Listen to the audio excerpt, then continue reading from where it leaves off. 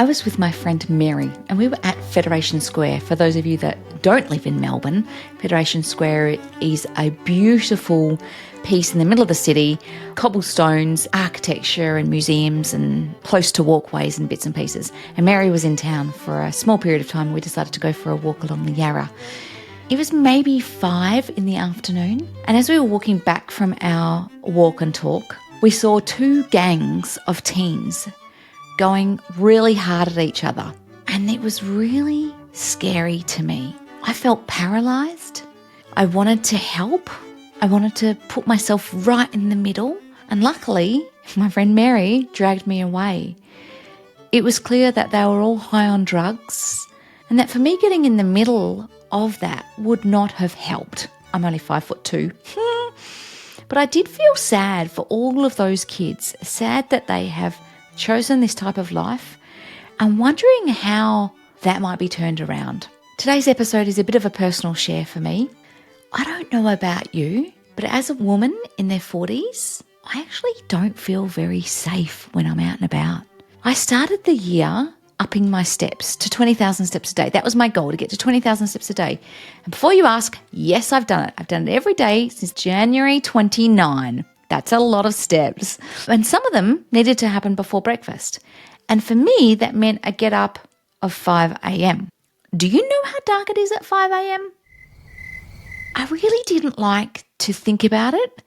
And so today's share is to see if I'm on my own or if you're feeling this way as well. Increasingly, I'm feeling more unsafe as I walk the streets in my own neighbourhood. Is this you as well? I would love to know. Even if you're not in Melbourne, I think this happens around Australia. Look, I tend to not watch the news. I gave up watching the news in COVID because, too much COVID, too much news. If I need to know it, someone will tell me. I had to think hard about what my plan was to make me feel safer walking at 5 in the morning. I've got a book club. I've been in a book club for about 20 years. And one of the ladies in the book club, I was telling her about my 5 a.m. walks and she's like, aren't you scared that someone's going to murder you? And I thought to myself, well, I wasn't, but thanks. Now I might be. And she said, aren't you just nervous? And I said, look, if your time is up, your time is up. But that time does not have to come prematurely, does it? So I went out. I bought a bright yellow rainbird. It's just a waterproof jacket. I do walk with my dog. He's not menacing. He's a white Maltese and he's 15 years old. He'd probably lick someone to death. But somehow being with him made me feel a bit safer.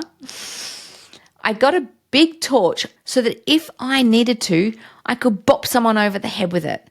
Now, the fact that I just said bop someone over the head with it tells me that I might not have the courage to bop someone over the head with it. Anyway, I took it with me because you never know. I also took a personal alarm, one of those ones that you pull out and it goes meow, meow, meow. After about 4 weeks, my husband said, I'll come with you one morning. I said, oh, yeah, cool. That'll be great. So he came and he's like, it's pitch black, Em. I'm like, I know. He's like, how do you feel out here? I'm like, very unsafe. And he's like, right. So he's amazing, my husband. So he has been walking with me ever since. So I only have to endure this for 4 weeks, right? 4 weeks was enough for me. And I would have kept doing it if he didn't come walking with me. But he is now coming walking with me. Shout out to Marky Mark. Don't even think he listens to Tea with the Queen. But anyway, that makes me feel safer. Now, he's a bigger guy. He's like 6'2" or something. He's beautifully built. He's my beefcake. Anyway, and he has no issue in walking through crowds. If someone gets in his way, he'll just keep walking. Whereas us women, we scoot around it. We're like, oh, don't get in the way. Sorry, sorry, sorry. He does none of that. And so walking with him just made me feel so much more safe. But there are times when we're not together and I have to walk on my own. And like you who might be listening to this, you might just walk on your own. If you do walk on your own, can you please give this podcast episode to your partner to listen to? So if you're feeling like I'm feeling, which is a bit frightened about exercising in the dark, which is ridonkulous. It is ridonkulous that in this day and age, a woman cannot feel safe going for a walk or a run on her own. Don't you think? I've tried to explain this to some male friends.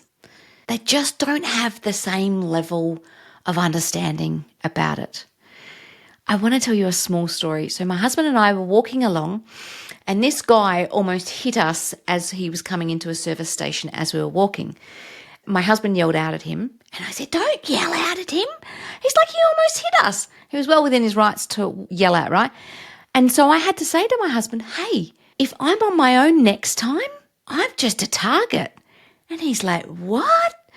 And I'm like, "Yeah, you can't do anything like that." It just got very real, very quick for both of us. This is a very real problem. I wish I had a resolution to this. I wish I knew what the answer was. Do you have the answer? If you have the answer, please let me know. I'm just super curious about what actions you've been taking this year to make you feel safe. What of my actions might you take to make yourself feel safe? What have you done? Share them with me so I know.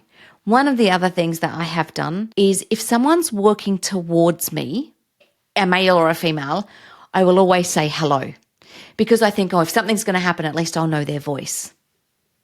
Seriously, at least I'll know their voice. This has been a really personal share. I've been umming and ahhing whether or not to share this because it is so personal, but it is something I'm experiencing and something I'm feeling deep down in my soul. And so if you're feeling this, please know you are not alone. If you're feeling this, please reach out to me. If you're feeling this, let's raise it as an issue. I hope after listening to this, you might go, I should take some of those tips. Or, Emma, I don't know what you're talking about. I feel perfectly safe. I hope that for you. I hope you feel perfectly safe. I know with my husband, Marky Mark, I feel perfectly safe. The other thing that I did do is when I went on retreats or whatever, I said, who wants to come for a walk with me? So I try not to walk on my own anymore, but I will if I have to. And I'm not going to let my fear get in the way of me getting out and doing what I need to do. Don't let your fear get in the way either. See you next week.